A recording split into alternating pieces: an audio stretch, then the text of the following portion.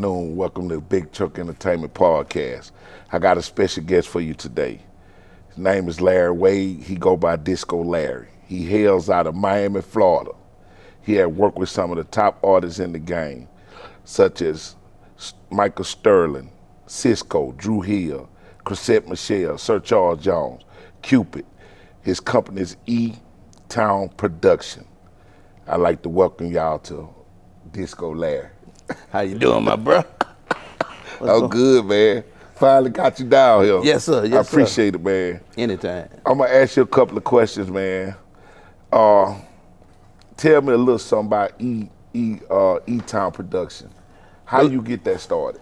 E-Town Production, the E stands for Early County. That's where I was born at, in Georgia. Georgia, okay. Right, so I'm not like most people.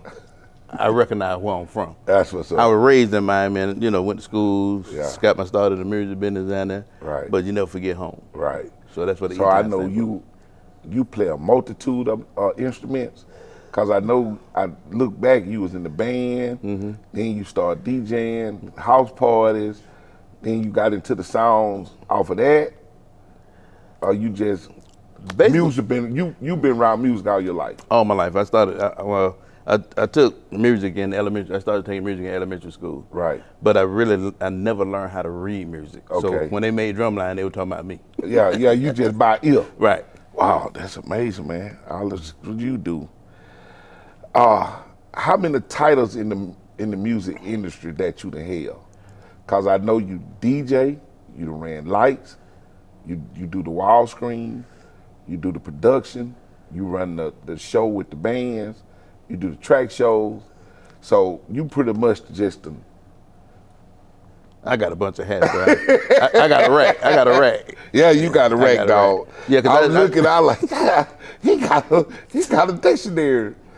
I just love music, man, and it's a gift that God gave me. So, and like you, what I'm saying? I done had people come to my house and almost spend the night or the weekend. Yes, Lord. But then again, I wasn't charging because I love what I do. You got me cussed out plenty of nights. Trust me. Where you at? I'm at Larry House. But you can't be. Believe it or not, my DJing started in Miami with Mighty Mac DJs, and that's when I met Vic and Lock Cool Jock from Jam Pony Express, my cousin Rob Booty. Right. So I started DJing when I was 13. Wow, that's what's up. That's what's up. In this cutthroat business we in, have you ever lost a job? This might be tricky. Yeah. Have you ever lost a job where you know you should have got, turned around, got home, they call you back, they call you back to come help the person that they hired? That didn't happen to me multiple times, but I'm gonna tell you this one time that I remember. Okay. Wilson Meadow and Mr. Parker was doing a show. I was supposed to do the show, but the guy told me I was too high. So I took off that night. So I was finna get ready to go to movies. Right. I got a phone call, and it was Mr. Parker. He said, Disco, what you doing?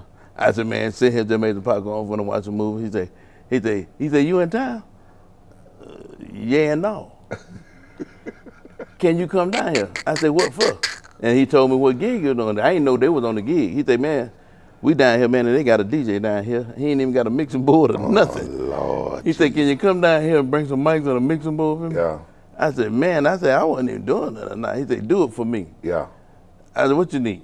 Right.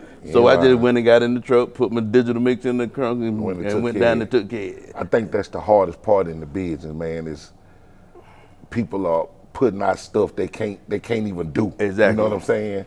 Exactly. Just to get the job. Just to get the job. Then they style you and you got all the equipment outside. Yeah, it's crazy. It's man. crazy business. It's crazy.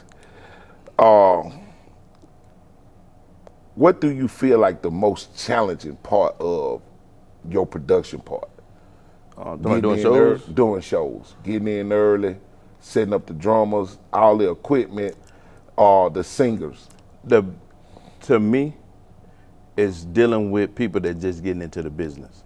Because like I said, I'm seasonal. Cause I've probably been with every national act as far as bands, Confunction, Break, SOS Band. I done been with all of them. But when you're doing Southern Soul, and not saying it's wrong, right? But you can have a big production up there for 16,000 people, and they get up there and complain about everything instead of just doing their thing and getting up off the stage. Yeah. And then they don't know you're burning bridges. Right. I think some of them need to go to like Motown used to do Yeah. when they had that production Oh, yeah, thing yeah. going on, where you had to go learn how to hold the mic, etiquette Right. on the floor, on the dance But floor. this and new the generation ain't got stage. none of that. Yeah, but my thing is off that question, when you tell them like, yo, dog, you doing this wrong or doing that wrong, do they They don't want to accept it. accept it or No. they get in their feelings? No, they get in their feelings. Yeah, They get in their feelings quick. yeah, it's crazy. It's crazy. And the thing what they don't realize is like I said, I do live recordings, for major acts. Right. So it's more than just a show, it's you recording too. Right. So if you make a mistake, you can't rewind it. Right, exactly. I know you also produce music, you Yeah. make your own tracks, you write songs. So my next question is, when you building a track, because I know you like to sit there and do your thing. Right. Would you like to build a track for that artist? Like if you're working with an artist, is it better to build that track that way, or it's best for you to build a track and then you can go out and like, man, I got a song I think you'll be good singing. Right. I do it both ways do because it most both of the time, because most of the time, if like when you came over and I working, Right. if I hear that person, I come up with a sample and I start with a sample, Right. and build a whole track, and I might even delete the sample, Right. because the track too good for the sample. Right. So I go with it both ways. Yeah, I know that part of And it. plus, I do a lot of tracks and I give them to people, like Michael Sterling. Michael Sterling is one of the hottest person out there, but he's trying to get in the Southern Soul side of it. Right. But it's hard to go from doing R&B. tours overseas because I do shows with him. You're going overseas and you're going all these places, but then when you go to a Southern Soul show, It's they look different. at him like he's foreign. Yeah, it's different. Southern Soul different. I tell everybody that it's the fish and grits of the business. Right. It's the fish and grits of the business. Your name can be hot in another genre, and you come over there, you got to make your bones, and a lot of them don't want to make their bones. The thing about it is I got worldwide distribution. I just got a deal for worldwide distribution with any artist that I bring to them. But the thing about it is, Southern Soul market can take over because basically it ain't no R&B no more. Ain't no R&B. But it's so much hatred in the game. Instead of them trying to work together and pull together to make Southern Soul a big thing in reality, because Right. you don't need a major company to do it. Right. All you got to Yeah. do is to have unity. Yeah, yeah, and put us on shows. Yeah. We working. Yeah, yeah. We working. Put us Right. on shows.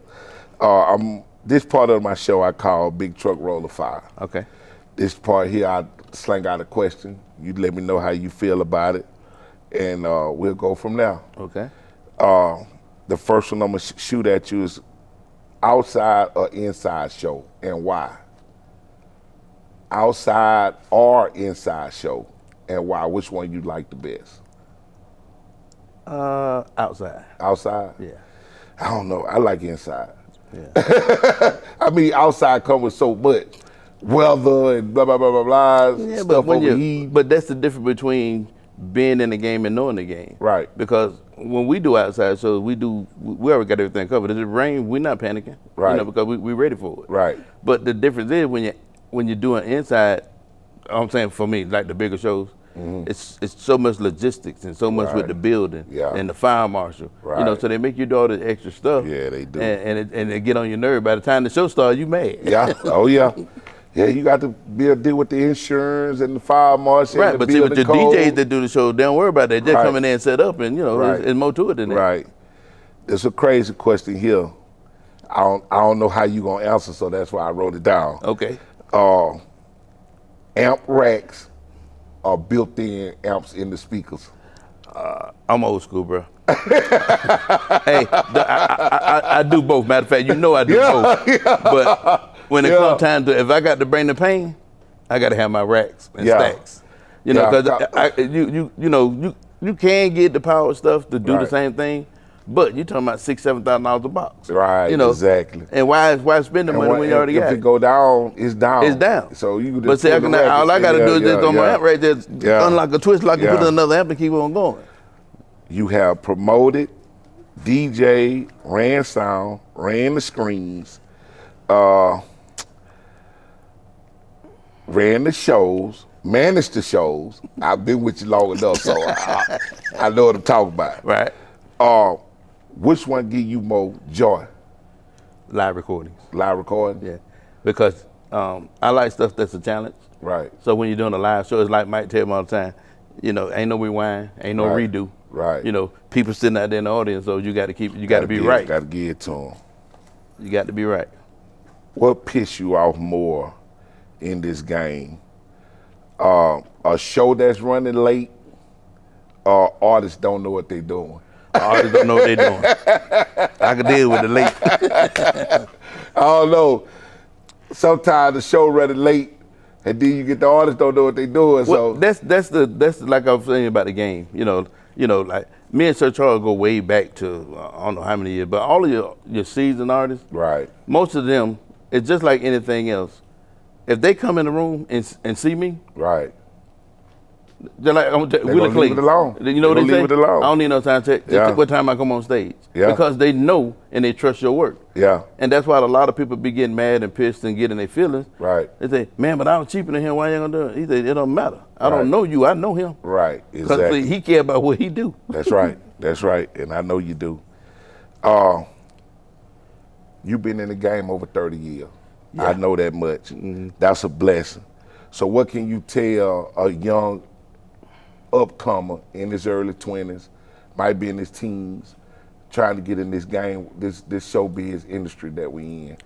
What can you give him out your mouth for longevity? Do like me.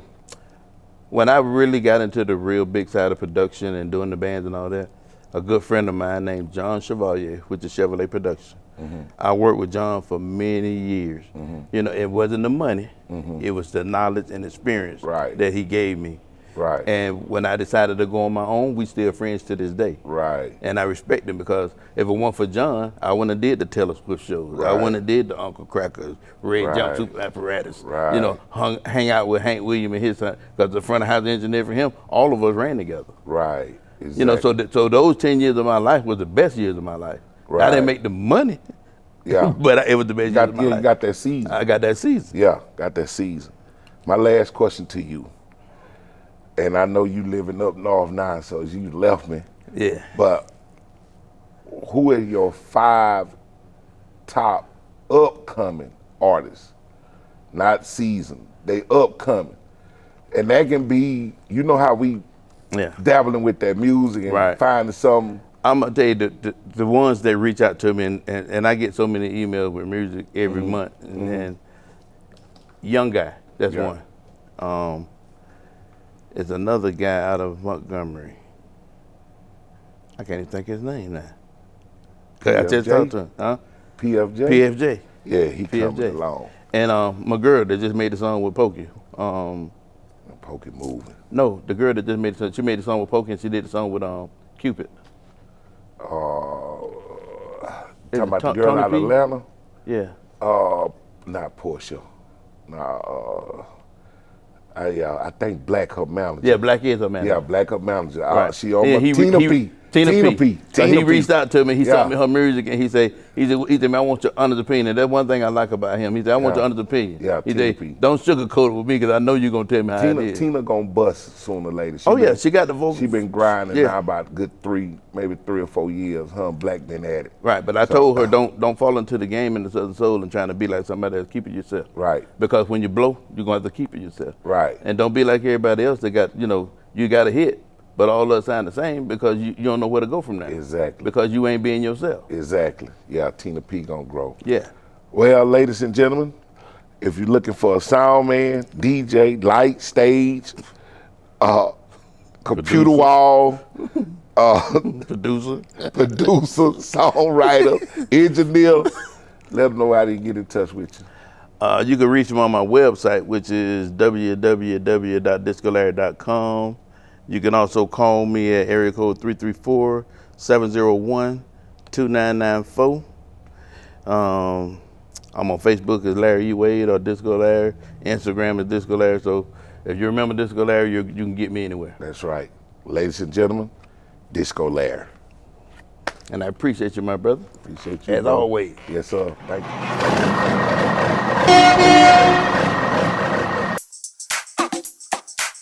Hey, I'm back. Pop that tootsie, hey, pop that tootsie, baby, pop that tootsie.